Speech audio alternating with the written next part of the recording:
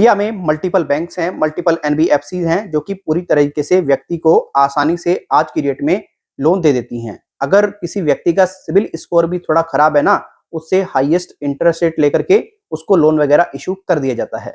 दिक्कत परेशानी तब बनती है जब एक व्यक्ति भुगतान करने में या तो देरी कर दे या उसको कंप्लीटली डिफ़ॉल्ट कर दे। वैसे तो आरबीआई क्लियर कहता है कि भई अगर कोई व्यक्ति भुगतान नहीं कर पा रहा है, पेमेंट नहीं कर पा रहा है, तो आप कानूनी तरीके से उससे लोन को रिकवर कर सकते हैं। लेकिन आज की डेट में हमारे देखने में आया है, जो बैंक और एनबीएफसीज हैं, इन्होंने कानूनी तरीके का उपयोग करना बंद ही कर दिया है। जो हमारे पास में केस आते हैं, उन केसेस के आधार पर अगर मैं बात करूँ तो आज की डेट में मैं देख रहा हूँ कि कोई बैंक और एनबीएफसी चाहता ही नहीं कि भई वो कानून के तरीके से फाइट करे। बैंक और एनबीएफसी तो सीधा-सीधा चाहता है कि भई सिंपली व्यक्ति का अगर लोन डिफ़ॉल्ट होता है तो उसको रिकवरी एजेंसी के पास फॉरवर्ड कर दो और वो रिकवरी एजेंसी जो है वो अपने तरीके से रिकवर कर लेगी। अब रिकवरी एजेंसीज़ का जो बिहेवियर है वो इतना गंदा है मानो अगर किसी व्यक्ति ने एक ईएमआई भी डिफ़ॉल्ट कर दी, एक ईएमआई डिफ़ॉल्ट होते ही उस व्यक्ति को इतना बेइज्जत किया जाएगा, इतना प्रताड़ित किया जाएगा, उसके मान-सम्मान पर इतनी चोट पहुँचाई जाएगी,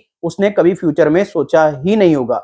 अंततः वो यही डिसीजन लेगा, ले भैया मेरी तो अब एक ईएमआई डिफ़ॉल्ट हुई है, अब मैं दूसरी भी डिफ़ॉल्ट कर रहा हूँ, तीसरी भी कर रहा हूँ, जो तेरे पे होता हो वो कर लिए। अब बैंक और एनबीएफसी क्या करते हैं, भई इन्होंने तो आपको बिना किसी गारंटी के लोन दे दिया, आपको पर्सनल लोन वगैरह प्रोवाइड करा दिया या फिर कोई क्रेडिट कार्ड वगैरह प्रोवाइड करा दिया। अगर ये पूरे तरीके से कोर्ट में भी जाएँ तो वहाँ पर सालों-साल केस चलेगा। तो ये क्या करते हैं, ये सिंपली उस लोन को अगर व्यक्ति पे नहीं कर पाता है तो किसी थर्ड पार्टी को सेल कर देते हैं और वहां से वो रिकवर कर लेता है जो भी अमाउंट होता है। अब आपने देखा होगा कि भाई 40% में सेटलमेंट हो रहा है, 25% में सेटलमेंट हो रहा है, 20-20% में मैंने सेटलमेंट होते हुए देखे हैं। अब एक व्यक्ति से मेरी बात हुई, उस व्यक्ति ने एक एनबीएफसी से लोन लिया था लगभग 1.5 लाख के आसपास का। 50% लोन वो व्यक्ति पे कर चुका था। जब वो 50% लोन पे कर चुका था, उसके बाद में वो आगे की ईएमआई पे नहीं कर पाया, क्यों नहीं कर पाया? क्योंकि उसकी एक ईएमआई डिफ़ॉल्ट हुई थी, रुपया पैसा नहीं था। रिकवरी एजेंट ने कॉल करके प्रताड़ित किया, बदतमीज़ी की, बहुत ज़्यादा मेंटली डिस्टर्ब किया। आस-पास से किसी यूट्यूबर से सलाह ली, उसने ये सलाह दे दी कि तू अब तेरी इज़्ज़त पर प्रहार हुआ है, तेरे मान-सम्मान पर पूरे तरीके से चोट पहुँची है, तो तू पैसा दे ही मत। तेरा बैंक एनबीएफसी कुछ नहीं बिगाड़ सकता। तो देखो ये आपकी एक बहुत बड़ी गलतफ़हमी है कि बैंक और एनबीएफसी कुछ नहीं बिगाड़ सकता। बिगाड़ तो वो एक ईएमआई डिफ़ॉल्ट होते ही दे देता है। क्या? आपके सिबिल स्कोर को पूरे तरीके से खराब कर दिया जाता है, आपका सिबिल स्कोर डाउन होना शुरू हो जाता है। फिर आप भुगतान नहीं करते हैं, आपके यार दोस्तों के पास में, आपके रिलेटिव के पास में, आपके आस-पड़ोस में जाकर के कहता है रिकवरी एजेंट के भई आप चोर हैं, फ्रॉड हैं, 420 कर चुके हैं, फलाना कर चुके हैं, ढिकाना कर चुके हैं। जो आपका यार दोस्त है, जो आपके परिवार वाले हैं, जो आपके आस-पड़ोस वाले हैं, वो और आपसे कटने शुरू हो जाते हैं कि यार इसका तो यही काम है। पता है इसने तो यार बैंकों का ही पैसा नहीं दिया, ये किसी का क्या देगा? तो पूरे तरीके से एक आपकी जो छवि है ना उसको धूमिल कर देता है बैंक। आप इस बात को समझिए या एनबीएफसी। अब आप कहेंगे कि आप तो बैंक का नाम ले रहे हैं, इनकी तो रिकवरी एजेंसी होती हैं। हाँ, कुछ भी आप समझ लीजिए भाई बैंक ही तो उनको पूरी तरीके से शेयर कर रहा है आपकी डिटेल्स आपके रिलेटिव की, क्योंकि आप बैंक के एनबीएफसी की एप्लीकेशन डाउनलोड करते हैं, वहाँ से डिटेल्स पता लगती है, जो आपकी कॉन्टैक्ट पर कॉल जाती है, तो इसमें बैंक भी पूरी तरीके से और एनबीएफसी पूरी तरीके से इन्वॉल्व है ना। अब देखो ज्यादातर लोग हैं आपको यही एडवाइस करते हैं कि अगर आपकी इज्जत पर प्रहार कर दिया, अगर आपकी मान सम्मान पर प्रहार कर दिया, आप पेमेंट पूरे तरीके से रोक दो, बैंक आपका कुछ नहीं कर सकता। भैया बैंक करेगा क्या? बैंक ने तो बहुत कुछ कर दिया। अभी तो आपको ये अच्छा लग रहा है, लेकिन जब फ्यूचर में आपको लोन की आवश्यकता पड़ेगी, भविष्य में आपको लोन की आवश्यकता पड़ेगी, कहीं आपको बिजनेस व्यापार अपना बेहतर करना है या कुछ करना है, या आजकल तो प्राइवेट जॉब में व्यक्ति जा रहा है तो उसको सिविल की जरूरत पड़ती है, तब जाकर के आपको बहुत ज्यादा दिक्कत मिलेगी। क्योंकि देखो जो हमारी इंडिया में गवर्नमेंट है, अभी जो हमारे देखने में आ रहा है, वो प्राइवेटाइजेशन को ज्यादा महत्व दे रही है। और जब प्राइवेटाइजेशन को ज्यादा महत्व दिया जाएगा तो भाई पूरे तरीके से आप जॉब के लिए जाएंगे तो आपकी छवि को पूरे तरीके से देखा जाएगा। अगर आपकी छवि में कोई दिक्कत मिली तो फिर भाई कैसे करोगे आप? तो देखो आप अक्सर अगर किसी बैंक एनबीएफसी के माध्यम से लोन लिए हैं और आप उसका भुगतान नहीं कर पा रहे हैं, आप सिंपली कोशिश ये करो कि बैंक और एनबीएफसी से आप समय लो। अगर बैंक एनबीएफसी समय ना दे, अपने पास में प्रॉपर एविडेंसेस रखो कि भाई मैंने बैंक को भी कॉल किया, एनबीएफसी को भी कॉल किया, मेरे को समय नहीं दिया, मैंने प्रॉपर तरीके से संपर्क साधा। उससे क्या होगा, कभी भी फ्यूचर में कोर्ट में जाना पड़ जाए तो आपके पास में एविडेंस होगा। अब देखो व्यक्ति क्या समझते हैं, अगर किसी ने गाली दे दी, परेशान कर दिया, बदतमीजी कर दी तो पेमेंट खत्म। नहीं भाई देखो ये मत करो। आप एक काम करो, आप उसका पैसा बिल्कुल मत रोको। आप उससे कहो, देख मैं तेरा पैसा दूँगा, जब तू चाहता है जब ले ले, लेकिन अब तू मुझसे कोर्ट के तरीके से ले।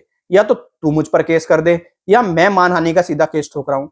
आपको पता ही होगा, जब भी ये आपको कॉल करके परेशान करते हैं, डराते हैं, धमकाते हैं, बेइज्जत करते हैं, ये इतनी बुरी तरीके से करते हैं आपको समझ में नहीं आता कि हो क्या रहा है।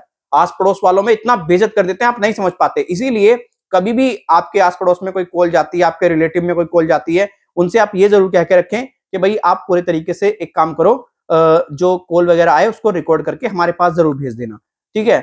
अब इसमें आप एक काम कर सकते हैं, सबसे बेस्ट ऑप्शन ये है, आप कभी भी बैंक को ये मत कहो कि भई मैं आपका पैसा नहीं वापस करूँगा। बैंक से कहो भई मैं आपका पैसा वापस करूँगा, लेकिन अभी जो मेरी हाल ही की स्थिति है वो ठीक नहीं है। ठीक है? ये बैंक को आप लगातार, एनबीएफसी को आप लगातार कहते रहो।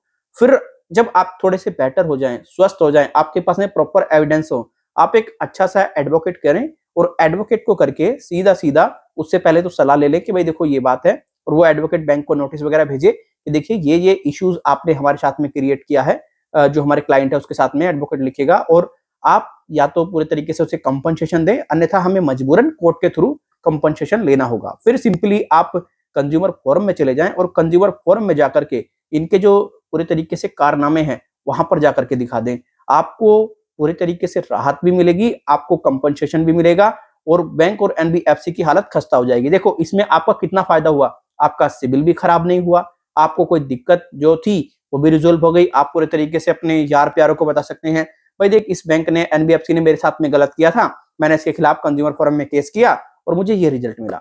तो आप जो राइट्स हैं, जो अधिकार हैं, वो समझने का प्रयास करें। अभी मैं एक व्यक्ति की वीडियो देख रहा था, एक मेरे सब्सक्राइबर ने भेजी। वो व्यक्ति कह रहा है, अगर रुपया पैसा नहीं है ना आपके पास में और गाली दे रहा है कोई रिकवरी एजेंट, बदतमीजी कर रहा है, पैसा रोक दो। आरबीआई का नियम है पैसा रोक दो। अरे भैया तू कहाँ पढ़ के आया वो नियम?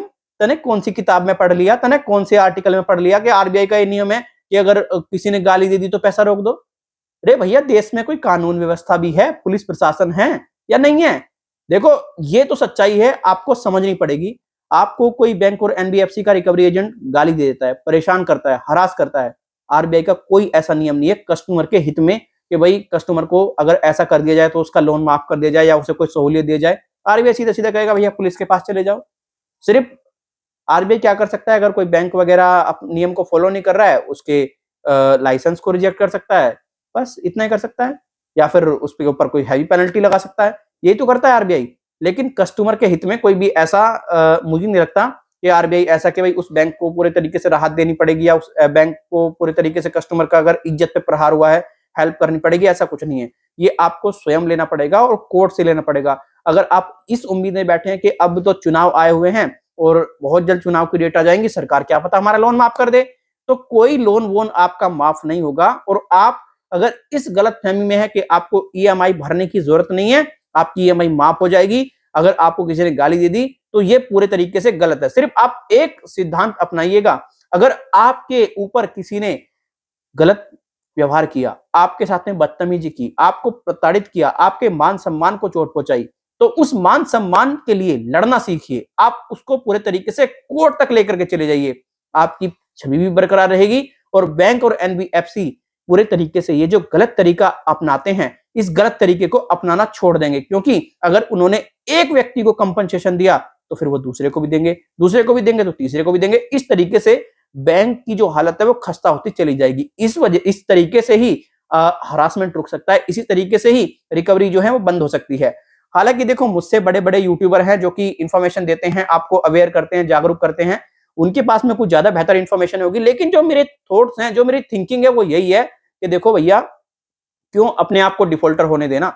अगर हम 1 या 2 ईएमआई पे करने की क्षमता रखते हैं, पूरा लोन पे करने की क्षमता रखते हैं, तो हम 1 या 2 ईएमआई डिफॉल्ट होने पे पूरा लोन डिफॉल्ट क्यों करें? अपनी इज्जत पर क्यों प्रहार कराएं? अगर हमारे साथ में कुछ गलत हुआ है तो उसके लिए लड़ें। भाई देश के अंदर कानून है, सब कुछ है, ऐसे ही थोड़ी ना है यार। अब लोन माफ हो जाए, वो हो जाए। पहले ही बता चुका हूं, उन लोगों का लोन 101% माफ नहीं हो सकता जिन्होंने अनसिक्योर लोन लिया है, पर्सनल लोन लिया है या फिर होम लोन लिया है। जिसमें दम है माफ करा के दिखा दो। मैं चैलेंज करता हूं इस वीडियो के माध्यम से। लोगों को बेवकूफ बनाना बहुत आसान है, बहुत ईजी है। आज ही मैं आपको एक बात बताता हूं। देखो आपको पता ही है, अगर आपका 1 लाख रुपए से कम का लोन होता है तो मैं आपको हेल्प करता हूं। मेरा व्हाट्सएप नंबर मैंने जारी कर रखा है और इस व्हाट्सएप नंबर के जरिए मैं आपको इमीडिएटली रिस्पॉन्स करता हूं। मानो अगर किसी व्यक्ति ने मुझे रात को 1 बजे भी संपर्क किया है तो मैं इमीडिएट कोशिश करता हूं रिस्पॉन्स करूं। अभी मेरी एक व्यक्ति से बात हुई, उसका एक इश्यू था कि मेरी मनी व्यू से पेनल्टी वगैरह है। मैंने उसको सजेस्ट कर दिया कि भाई तू एक काम कर, उसने व्हाट्सएप किया, मैंने तुरंत उसको कॉल किया क्योंकि लोन उसका 1 लाख रुपए से कम था, कोई चार्ज नहीं था। मैंने उसको सजेस्ट किया कि भाई तू एक काम कर, मनी व्यू को ईमेल कर और तेरी पेनल्टी वगैरह जो है वो हट जाएंगी और ट्विटर पे वगैरह पर ये सब चीजें कर दे। मैंने उसको कुछ ही मिनटों में रिस्पॉन्स कर दिया। मैं कह रहा भाई अब तू ये बता कि मेरी सर्विस से तू सेटिस्फाइड है, सर्विस कैसी लगी? सर वो मैं ईमेल वगैरह करके देखता हूँ, ये करके देखता हूँ। अरे भैया कोई मैं मनी व्यू का एम्प्लॉयर थोड़ी हूँ, तू ये बहुत बड़ा शुगर समझ के तेरे को इमीडिएटली रिस्पॉन्स मिल रहा है। किसी यूट्यूबर को तो व्हाट्सएप पे मैसेज करके देख ले, कौन सा तुरंत रिस्पॉन्स दे दे। अरे कम से कम रिस्पॉन्स तो दे रहे हैं। तो लोग इस तरीके के में हैं। तो मेरे जो देखने में ये आया है, लोग जानबूझ करके भी गड़बड़ करते हैं, जानबूझ करके भी। अरे कुछ तो ऐसे होते हैं, चलो वो डिफॉल्ट कर दिए, उनकी प्रॉब्लम थी, लेकिन मैंने देखा है कुछ लोग सोचते समझते हैं नहीं, जानबूझ करके भी ऐपदारी करते हैं। जो व्यक्ति हमारी इमीडिएट सर्विस को रेट नहीं कर सकते, जो व्यक्ति पूरे तरीके से ये कहते थे कि यार हम देखेंगे करके, अरे भैया कम से कम उसका इतना तो धन्यवाद कर दो कि यार चलो ठीक है, तुमने हमें इमीडिएट रिस्पॉन्स तो कर दिया, जवाब तो दे दिया। आजकल फ्री में जवाब लेने चला जाओ, कौन सा दे देगा? अन्नू कहेगा इतने रुपए लगेंगे, ला दे।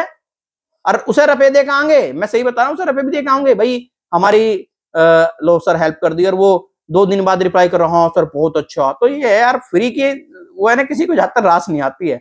ये मैंने देखा है। वैसे उस भाई से कोई शिकायत नहीं है, बस यही है, कम से कम यार इंसानियत नाम की भी कोई चीज रखो। कोई आपको जवाब दे रहा है इमीडिएटली तो कम से कम उसको सही तो रेट कर दो। आपने मैसेज किया, आपको 2-3 मिनट के अंदर रिप्लाई मिला, मिला नहीं मिला? अब बताओ भाइयों मेरी क्या गलती है इसमें? तो मेरा तो देखो सीधा सा हिसाब किताब यही है भैया, लोगों को सही गाइडलाइंस प्रोवाइड कराने की कोशिश करता हूँ, सही दिशा निर्देश देने की कोशिश करता हूँ। अगर मैं ही आपको गलत इंफॉर्मेशन दूंगा, मेरा कुछ नहीं चला जाएगा, मेरी वीडियो चली जाएगी वायरल और आपका बेवकूफ बन जाएगा। उससे क्या होगा? आपका भविष्य खराब हो जाएगा, आपका फ्यूचर पर एक दाग लग जाएगा। वो मैं नहीं करना चाहता भाई। मैं तो सिंपल कहता हूं, अगर पैसा है तो पैसा दे दो, पैसा दे करके पीछा छुटाओ। अगर पैसा नहीं है, आपके मान सम्मान को चोट पहुंचा दी है, आपकी इज्जत पर प्रहार कर दिया है, आप सिंपली कोर्ट का सहारा लो, कोर्ट केस करो, कंज्यूमर फोरम चले जाओ। कोर्ट में नहीं जा सकते, आपको लगता है कि यहाँ वकील का झंझट हो जाएगा, कंज्यूमर फोरम चले जाओ, वहां पर आपके लिए इतने राइट्स है ना, इतने राइट्स हैं, आप बस सोच नहीं सकते। आपको इमीडिएटली हेल्प मिलेगी। और ऐसे कस्टमर्स हैं मेरे पास में। एक मेरे सब्सक्राइबर थे, उनको एक कंपनी से इशू था, भैया कंपनी कोई हेल्प नहीं कर रही थी और उनकी जो पूरे तरीके से इश्यूज थे वो बहुत ज्यादा थे। उन्होंने कंज्यूमर फोरम में केस कर दिया, कंपनी से 50,000 रुपए का तो उनको मतलब जुर्माना जो कंपनी ने भरा वो मिला, और भी उनकी अच्छे तरीके से हेल्प हुई। अभी मैं बताता हूं एक केस, एक मेरा खुद का ही केस था, मैं आपको बताता हूं, अमेजोन इंडिया से। अब अमेजोन इंडिया से मैंने एक मोबाइल फोन परचेज कर लिया भाई। अब मोबाइल फोन मैंने परचेज तो कर लिया, अब मैंने तो देखा नहीं, मैं सोचा कि भाई चलो ठीक होगा सब कुछ, मोबाइल फोन वाकई में कोई गलती नहीं, सब कुछ ठीक परफेक्ट। मैं देखता हूं भैया जो मेरा इनवॉइस है वो गलत है, इनवॉइस पे आया मेरा नंबर गलत है। और अब मैं 1 महीने बाद देखा, मैंने भैया अमेजोन को संपर्क करा। अब अमेजोन को मैंने 36 संपर्क करे, ईमेल करा, सब कुछ करा, सब कुछ करके देख लिया, अमेजोन पर कोई हेल्प नहीं हुई भाई साहब, कोई हेल्प नहीं हुई कि ये है फलाना है ढिंकाना है।